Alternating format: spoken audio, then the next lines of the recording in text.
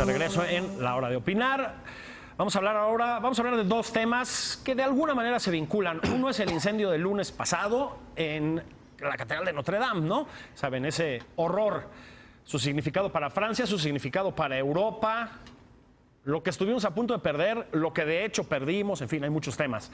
El otro, la terrible cadena de atentados a templos cristianos y hoteles en Sri Lanka, que hasta este momento han dejado 300 muertos prácticamente y más de 500 heridos. Ya pasaron de 321, creo que era el conteo de esta mañana.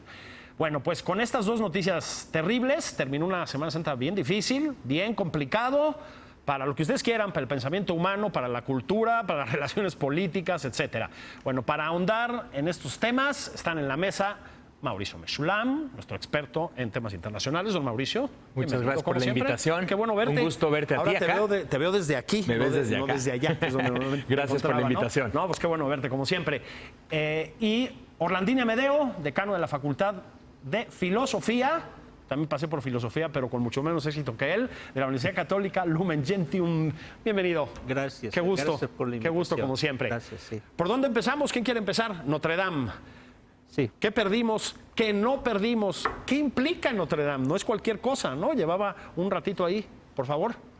Bien, ciertamente es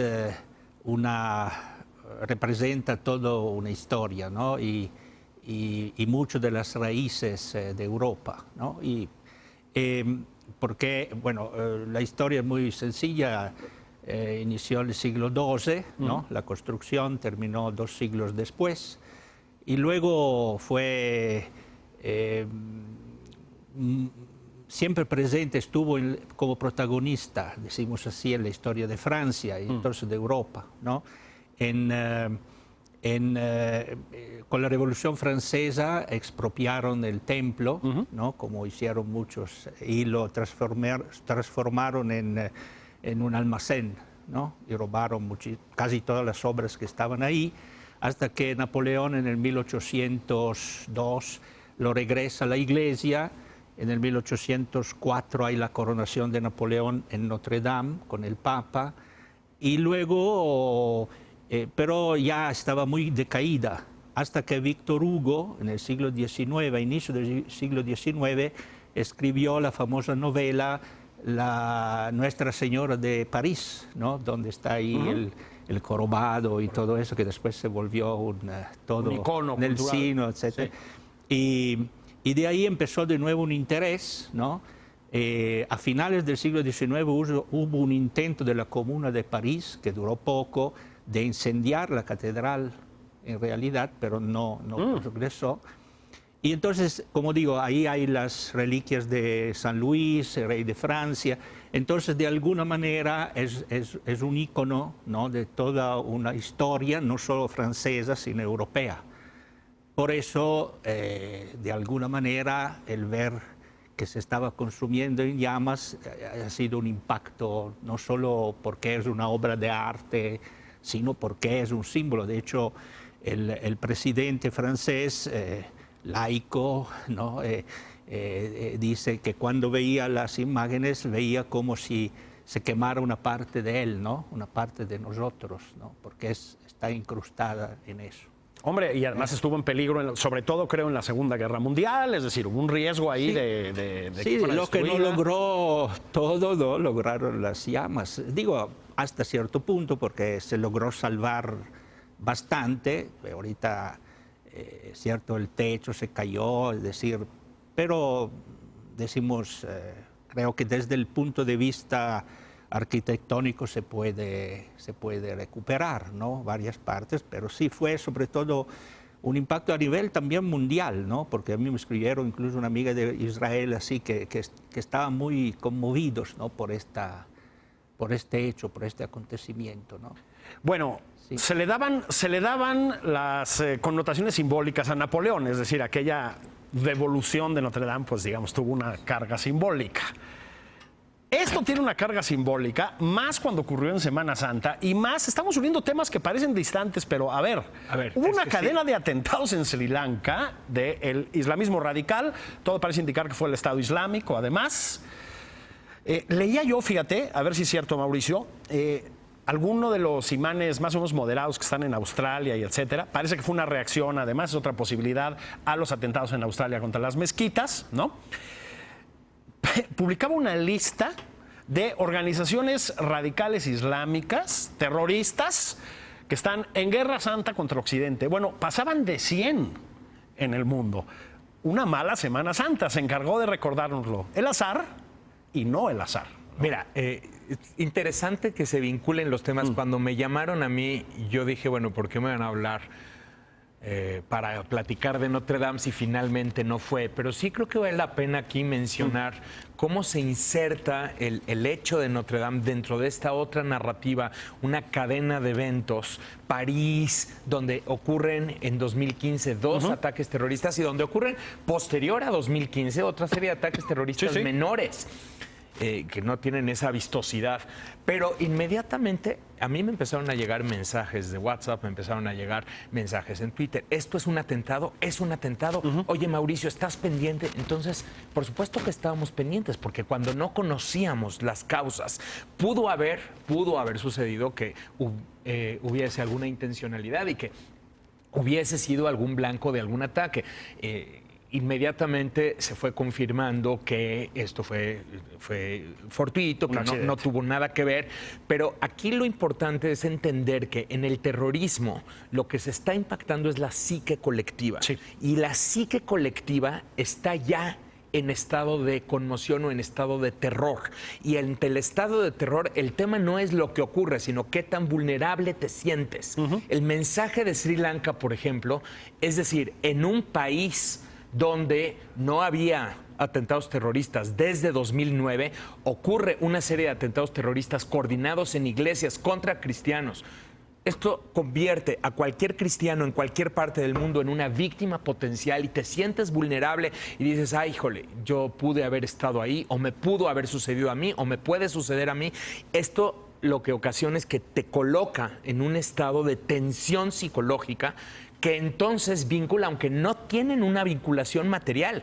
Los hechos de Notre Dame y los hechos de Sri Lanka no tienen una vinculación material. La vinculación que existe es psicológica, es la vinculación que nosotros hacemos, cómo lo hilamos dentro de la narrativa, porque entonces pareciera que forman parte de una misma historia cuando no es así, ¿no? Por cierto, aparentemente el grupo perpetrador de Sri Lanka, habrá que ver próximas investigaciones, es un grupo local con asistencia del Estado Islámico. Lo que pasa es que ISIS lo que hace, el Estado Islámico, lo que hace es que se apropia de hechos, muchas veces tiene una vinculación más directa, a veces la vinculación es en línea, a veces entrena personas y las manda, pero sí claramente es un grupo local, es un grupo de participación local que tuvo la asistencia de esta organización. Que, a ver, nada más para puntualizar un poquito esto, que además creo que es una, digamos, estrategia que ya había seguido Al Qaeda, ¿no? Es decir, no es que Al Qaeda esté necesariamente o estuviera necesariamente en todos los sitios donde había atentados en su nombre. Es decir, funcionaba un poco como franquicia. Como franquicia. Funcionan como franquicia, o sea, tienen un centro operativo. En el caso de Al Qaeda está en Pakistán, en el caso de ISIS está Siria e Irak. De ahí tienen una serie de filiales que son grupos mayores, el Sinaí, por ejemplo, Nigeria, el caso de ISIS, ¿no? Y luego tienen células menores y luego tienen individuos que no tienen ninguna liga material con la organización, pero que actúan en su nombre. Claro. Esos son los lobos solitarios. Entonces, pero ISIS se los adjudica a todos. Entonces, los sube a su portal de noticias y entonces muchas veces lo que hay que hacer es estudiar realmente hasta dónde estuvo el involucramiento. Y dices, aquí, por el grado de sofisticación, por el nivel de los atentados cometidos, son 8 atentados simultáneos en distintas partes del país. Aquí sí, claramente hubo la asistencia de una organización internacional con conocimiento de explosivos, conocimiento de logística, que apoya en todo caso al grupo local, ¿no? A ver, más allá del terrorismo, creo que hay, no sé bien qué término usar porque es delicado, digamos, pero creo que lo que une ambos casos es esta sensación de que hay una especie de escisión, de división, ¿sí?, de bipolaridad inevitable entre aquel mundo, ¿no?, el mundo que nos acecha, del Islam, etcétera, etcétera, y el cristianismo. Es decir, creo que se sintió una especie de conciencia de vulnerabilidad en el mundo católico y cristiano, digamos. Es decir, no estamos comprando una retórica de guerra santa que no deberíamos comprar. De hecho, yo creo que no es así. Es decir, es claro que, como se decía, es claro que se usa, decimos, la terminología religiosa y estos grupos extremistas, ¿no? Pero ahí va más allá de eso. Yo creo que no se puede decir que es una guerra de religión. Claro, ¿no? es correcto. Es decir, Claro. hay todos otros tipos de intereses estratégicos que están debajo, que usan estos grupos, decimos, de religiosidad, podríamos llamar así, irracional, fundamentalistas, que no podemos identificar con una religión tal cual, ¿no? Porque, de hecho, claro, también el Islam está haciendo todo un proceso, ¿no? Como ha hecho el cristianismo en Occidente, para llegar a un cierto tipo de ilustración, ¿no? Decimos así, de recuperación de ciertos valores que al inicio no. También la historia cristiana fue lo mismo, ¿no? Sí, claro. De todas las religiones. Yo creo que no se puede, decir, hay dos religiones que están chocando. Aquí me parece que no es un problema religioso, también porque, no sé, yo no soy muy experto, pero los cristianos en Sri Lanka son minoría. 7%. Sí, ¿no? Además, no es que cuenten desde el punto de vista político ni económico, ¿no? Oye, Entonces, y los musulmanes son 10%. Es un país budista. Sí. Entonces, no hay...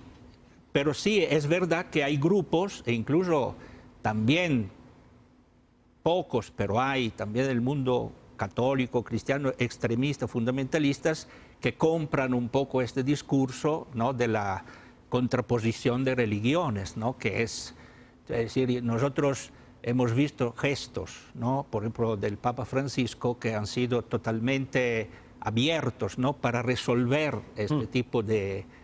Y para decir que en el fondo no se trata de un conflicto religioso, se trata más bien de intereses que están abajo y que usan este fundamentalismo.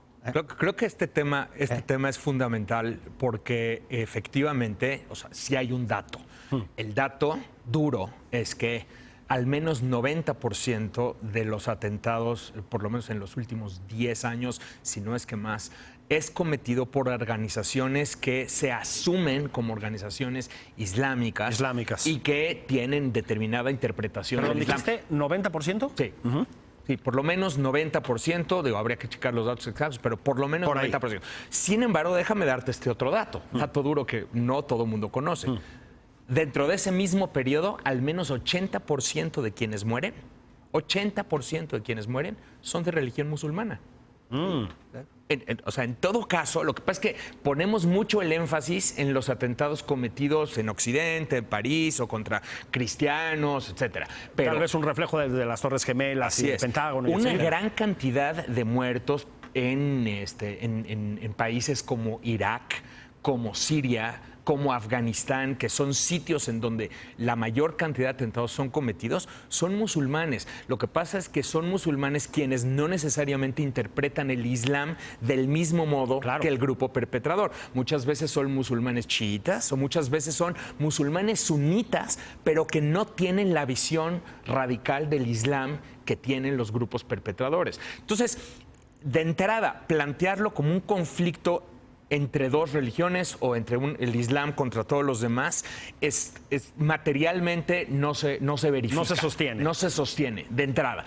Pero además, es también muy importante entender esas otras historias que no ganan reflectores en los medios de comunicación, que son las historias de reconciliación, son las historias de desradicalización, las historias donde las comunidades musulmanas están haciendo un esfuerzo de raíz para intentar volver a integrar a esos jóvenes que muchas veces empiezan a salir de los canales de control y empiezan a adoptar a través de la radicalización en línea o del contacto con radicales, empiezan a adoptar procesos de radicalización. Y estas labores están siendo llevadas a cabo por comunidades musulmanas en todas partes del planeta. Hay muchos estudios, ya no solamente anecdóticos, anecdóticos, sino estudios científicos que están verificando esta como una de las labores más importantes que están consiguiendo la desradicalización de musulmanes. Entonces, plantearlo como una guerra entre religiones es precisamente lo que ISIS busca, por ejemplo. Claro. Porque en el momento en que ISIS ataca cristianos en iglesias el día del domingo de resurrección, ese es precisamente lo que está buscando. Y si además te lo estoy planteando como una venganza debido a los ataques de Nueva Zelanda cuando atacaron una mezquita, pues claramente todo cuadra en la historia, es una guerra entre religiones. No es el caso, ¿eh? Es importante mencionar, por cierto, estos ataques no fueron planeados con unas pocas semanas. Estos ataques tienen meses de planeación, mucho antes de que los ataques de Nueva Zelanda fuesen cometidos. Sí, se repite mucho en la retórica del terrorismo el término cruzados. Estamos enfrentando a los cruzados, ¿no? La cruzada. Bueno, la cruzada fue eso, pero a lo mejor lo que estamos haciendo es efectivamente darles una especie de victoria retórica a los terroristas. No hay una cruzada, no hay una guerra de las cruzadas aquí, ¿no? No, también porque, como siempre, la descontextualización histórica es fatal, ¿no? Es decir, las cruzadas fueron en un determinado tiempo, había una determinada mentalidad, había intereses diferentes, estratégicos y lo que quiere. Ahorita esto ya, decimos, se superó, al menos por parte del Occidente o del cristiano. Bueno, de Occidente no sé, es decir, ahorita hay otros tipos de cruzadas que son económicas y son más sofisticadas y penetran mucho más que las cruzadas religiosas, ¿no? Yo no creo que hoy no hay ninguna cruzada, al menos por parte de Occidente, en este sentido decimos religioso, pero sí se usa como siempre en todos estos casos, el uso del lenguaje, ¿no? Es fundamental, ¿no? Entonces, usar este lenguaje de cruzadas, uno remite un poco a la guerra de religiones, que insisto, como decía también Mauricio, hoy no es sostenible, ¿no? Incluso desde el punto de vista del Islam moderado, llamamos así, del Islam, ¿no? Que Marruecos y todos estos países, ¿no? Que están intentando, decimos, me parece que no hay que comprar este término. Esta retórica. Aunque, no, me parece sí. Si les parece, vamos a pausa. Hay varios temas todavía, no tardamos. Ya venimos, estamos en la hora de opinar. Esto es pausita de nada.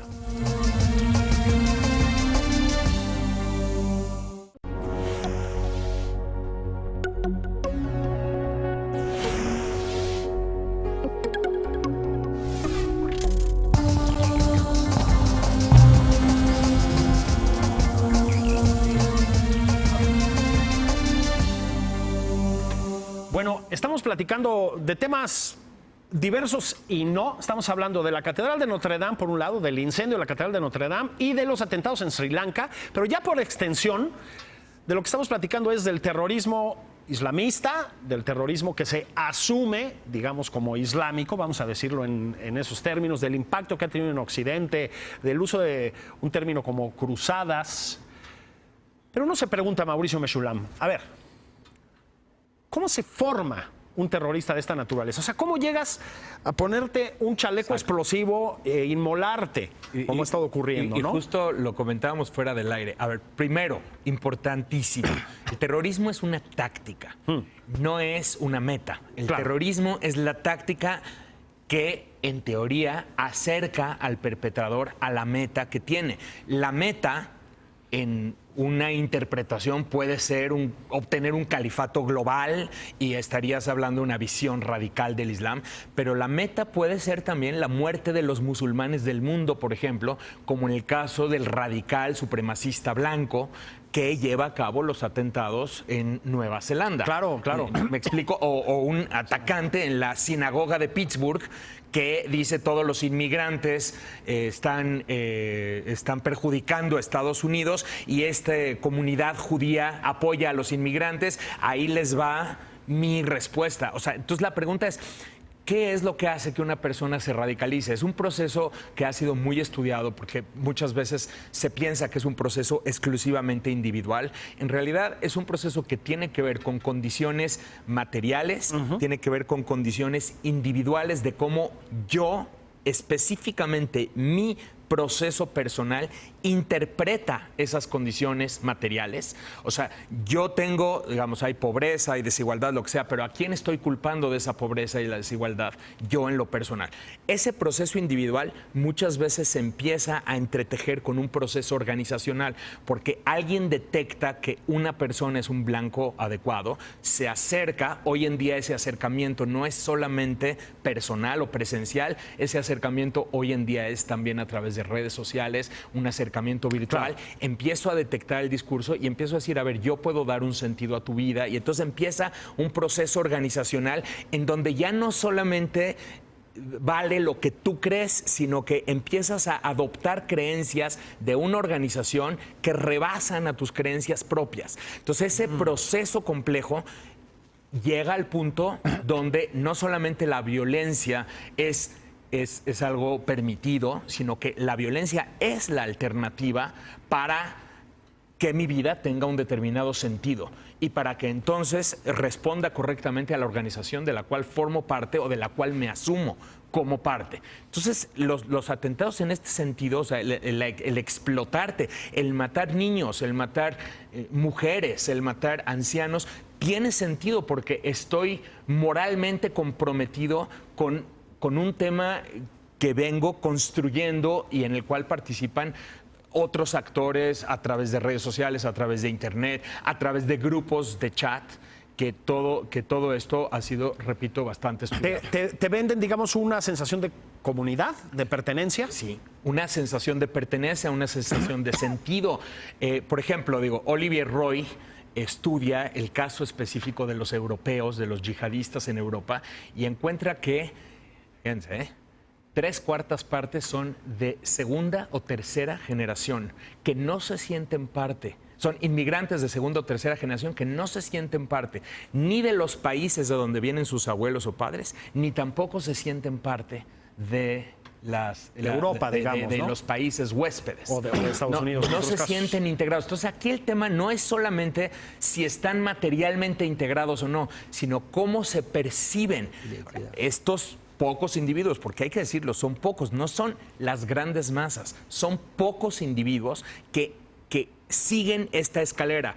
Un autor que se llama Fatali Mohadam habla de la escalera de la radicalización, y en esta escalera tú puedes dar un paso, otro paso. Aquí hasta arriba de la escalera está el cometer un atentado. Unos se quedan en estos pasos de acá y no suben hasta arriba. Son muy pocos quienes terminan subiendo hasta arriba de la escalera y quienes dicen, voy a dejar todo y me voy a ir a Siria y a Irak a pelear con el Estado Islámico. Sí son unos cuantos miles, pero no son proporcionalmente representativos de una población musulmana que contiene millones de personas, que incluye millones de personas.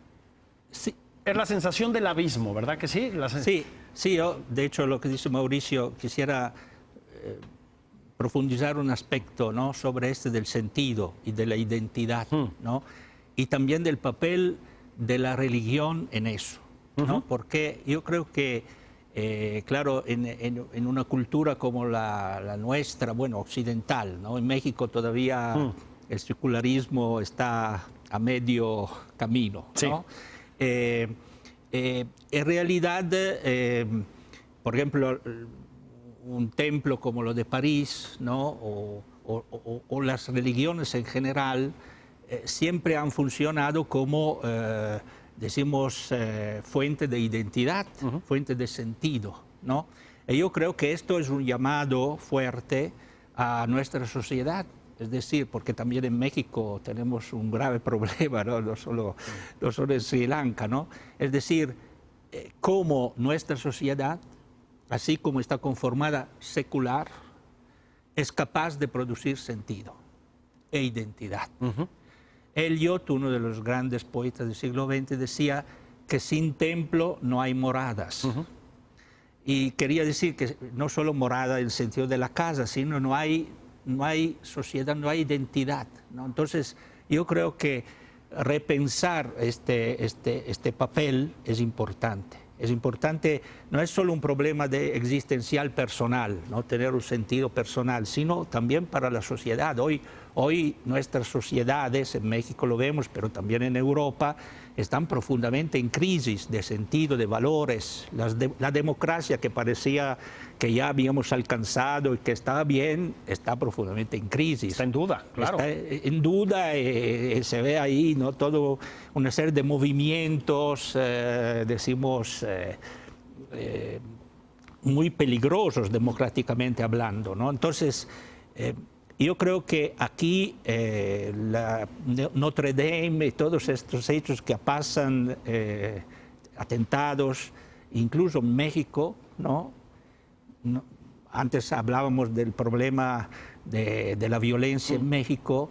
No es solo un problema de maldad, es propio que no hay por parte de la gente como si una experiencia de sentido que vaya más allá y que entonces permita una solidaridad social y una constructividad social, y entonces que no margine ciertos grupos, ¿no? Que después se radicalizan. A mí me parece importante este aspecto. Y déjame respaldarlo con este dato también aportado por este libro de Oliver. Yo le digo Roy, me van a corregir, es Olivier Roy, para ser para ser más correctos, ¿no? Olivier Roy. Lo que dice Olivier Roy es que en el estudio, o sea, él se dedica a estudiar las bases de datos y estudiar los perfiles de estos atacantes o de las personas que migraron a Siria e Irak a sumarse a ISIS en su lucha, y encuentra que una gran mayoría de ellos llevaba vidas seculares, laicas, vidas de jóvenes, fumaban droga, la mitad de ellos tienen delitos criminales tipo menores. Menudeo y así. Exactamente. ¿No? Sí. Robo de coches.